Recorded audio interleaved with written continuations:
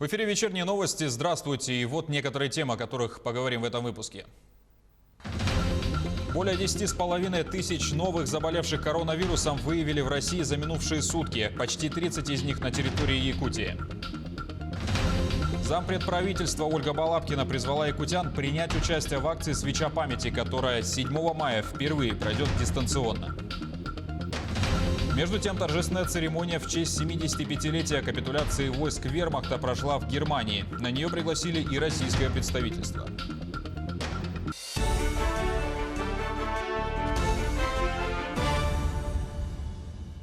За последние сутки в России подтверждены 10,5 тысяч новых случаев заболевания коронавирусом. Инфицированы обнаружены в 82 регионах страны. Более 50% из них выявлены активно у контактных лиц, которые не имели клинических проявлений болезни. Выписано из больниц почти 1500 человек. Таким образом, всего в стране на сегодня зарегистрировано более 145 тысяч заболевших в 85 регионах, а число выздоровевших пациентов увеличилось до 18 тысяч человек. Также за сутки зафиксировано 76 летальных случаев. За весь период в России от коронавируса скончалось 1356 человек. Общее количество заболевших COVID-19 в Якутии сегодня достигло отметки в 311 человек. Об этом рассказал Арсений Николаев в ходе ежедневного брифинга по эпидобстановке в регионе. По последним официальным данным, за сутки выявлено 29 человек с коронавирусом. Из них 12 в вахтовом поселке Дорожников в Сунтарском районе. Один человек выявлен в Мегино-Кангаласском районе и 16 случаев заражения зафиксировано в городе Якутске. По Якутску хочу сказать, что из выявленных 16 новых случаев 7 это случаи, связанные с нашей республиканской офтальмологической больницей. Поэтому здесь мы будем принимать все меры, еще раз говорю, для того, чтобы как можно больше охват сделать по контактам, по родным, близким, всех пациентов, всех медиков, которые работают в этой больнице, для того, чтобы все-таки мы этот очаг в ближайшие дни погасили. У нас уже 56 человек, вот из этих 311 заболевших всего имеют отношение или к работникам, или к пациентам офтальмологической больницы. Также глава рассказал о текущей ситуации на Чаендинском нефтегазоконденсатном месторождении. Накануне оттуда было вывезено 200 человек 2 рейсами в Башкортостан. Сегодня отправлено еще 200 человек, также 2 спецрейсами. Напомню, что ранее на Чаендинском месторождении развернули мобильный госпиталь МЧС на 12 койко-мест с проходимостью от 40 до 60 человек в сутки. Сегодня там разворачивается пункт временного размещения на 120 человек. Что касается Чаендинского месторождения, то здесь у нас ситуация полностью под контролем. Мы работаем в тесном взаимосвязке с руководством «Газпрома», с руководством крупнейших подрядных организаций, с оперативным штабом правительства Российской Федерации. Вот, вчера у нас первые 2 рейса с вахтовиками здоровыми, без признаков коронавируса и с отрицательными тестами уже вылетели на Уфу и уже там приземлились. Сегодня еще сейчас вот уже из аэропорта Талакана тоже будут сделаны 2 рейса, опять же на Башкирию, которая первая согласилась принять своих вахтовиков. Они готовы были принять даже и своих больных сограждан, но было сейчас принято решение, что в первую очередь должны быть отправлены здоровые.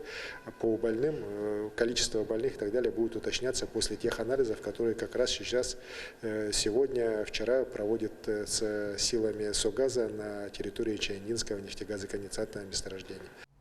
Напомним, что из 29 случаев за сегодня 12 зафиксировано в Сунтарском районе Якутии. В связи с текущей эпидобстановкой глава региона подписал указ о продлении карантина на территории вахтового поселка компании «Вост-Сиб-Спецмонтаж». Точная дата окончания пока неизвестна, он продлится до особого распоряжения.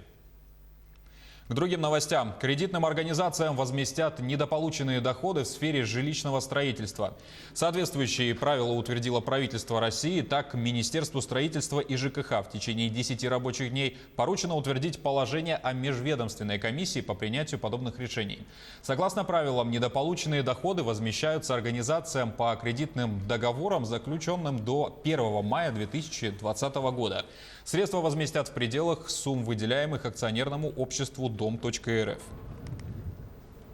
Финальные этапы 5-го регионального конкурса «Моя профессия IT» стартовали сегодня в Якутии. Начиная с февраля месяца организаторы провели 25 IT-хакатонов в 22 районах и городе Якутске. В том числе это очные, выездные, дистанционные для арктических и удаленных районов и онлайн-хакатоны. В отборах участвовали почти 900 человек. В финал прошли 53 команды категории А. Это учащиеся с 7 по 11 классы средних школ. И 20 команд категории Б. Студенты СУЗов и вузов.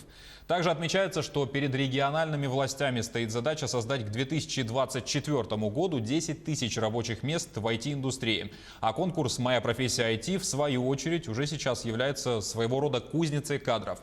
Участие в нем поможет определиться с выбором профессии, получить новые знания и навыки. Этот год конкурса «Моя профессия IT», он уникальный во всем. Он изначально планировался как конкурс, который впервые охватит большое количество улусов. Но реальность внесла свои коррективы. Да? Но мы не опустили руки. Мы внедрили новый формат, это вот дистанционные этапы. Казалось бы, это очень сложно, но даже при таком формате мы получили новых участников. Самоизоляция тяжело сказывается на жизни и психологическом состоянии россиян. Для многих жизнь в замкнутом пространстве может стать настоящим стрессом. Как достойно справиться с ним, разбиралась Полина Долинская. Когда мы остались на карантине, то попали в некую клетку. Раньше мы могли ходить на работу, встречаться с друзьями, а когда нам запретили, это создало напряжение. Люди сначала испытали стресс, а потом просто по-разному стали адаптироваться к ситуации. И это абсолютно нормальная реакция на новые условия. Обязательно просыпайтесь и ложитесь в определенное время. Контролируйте приемы пищи. И даже просмотр фильмов, чтение книг, не говоря уже о дистанционной работе, обязательно должно быть занесено в ваш режим дня.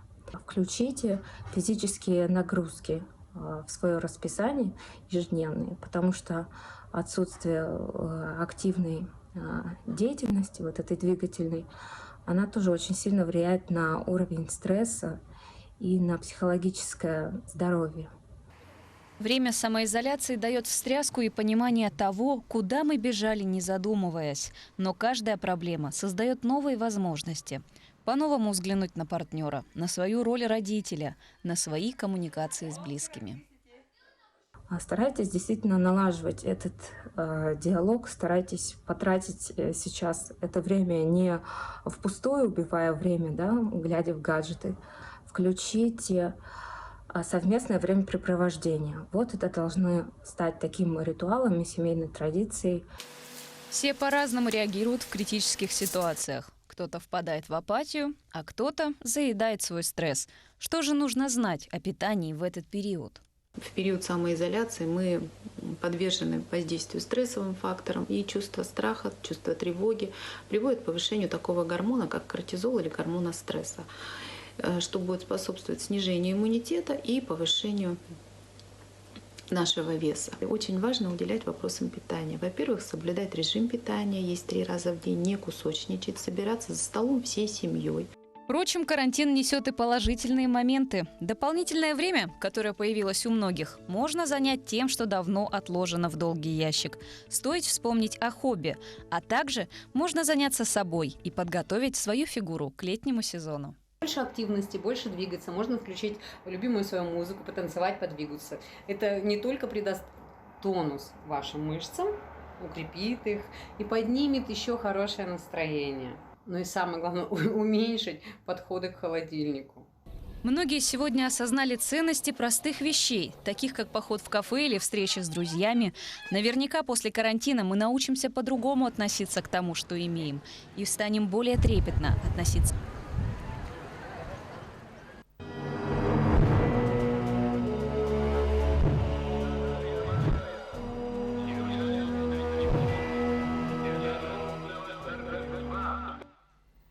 В Все памятники, связанные с годовщиной Великой Отечественной войны, продезинфицируют в Якутии. Соответствующее поручение дал глава региона. Об этом в ходе ежедневного брифинга оперативного штаба по противодействию коронавирусу рассказала зампред правительства Якутии Ольга Балабкина.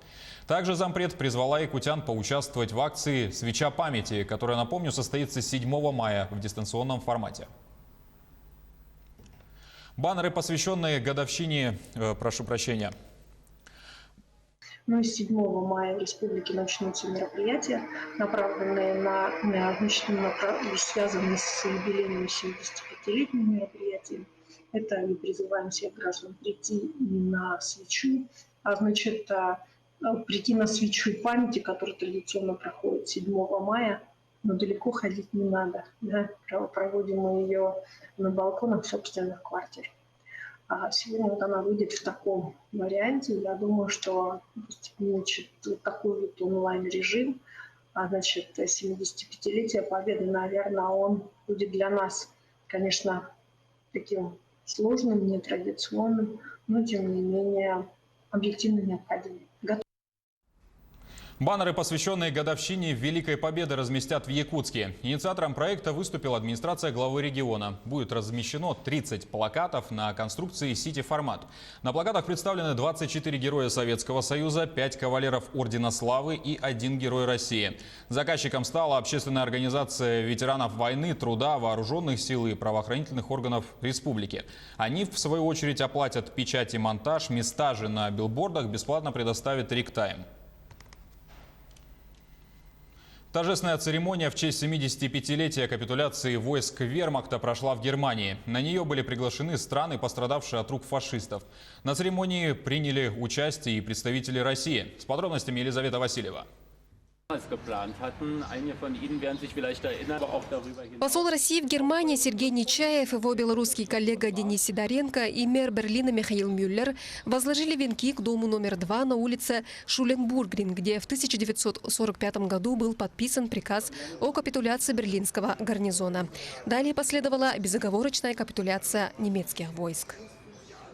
Это важное событие, и то, что правящий бургомистр Берлина организовал сегодняшнюю церемонию в честь 75-летия принятия капитуляции советскими войсками, нашим доблестной 8-й гвардейской армии под командованием Василия Чуйкова. Была принята капитуляция берлинского гарнизона. Это одно из знаковых событий, в котором мы также приняли участие почти в память советских солдат, которые освобождали Берлин, которые освобождали Германию и Европу от нацизма. Весной 1945 года советская 8-я гвардейская армия под командованием генерала Василия Чуйкова установила свой штаб на первом этаже этого здания, а на втором этаже разместился генеральный штаб 1-й гвардейской танковой армии. Памятная доска на стене дома хранит память об этом историческом месте. Красная армия, как известно, была многонациональной. И она состояла из представителей всех наций и народностей Советского Союза. Мы не делим на национальные квартиры ни нашу общую победу, ни братские могилы, которых в Германии, как вы знаете, более 4000.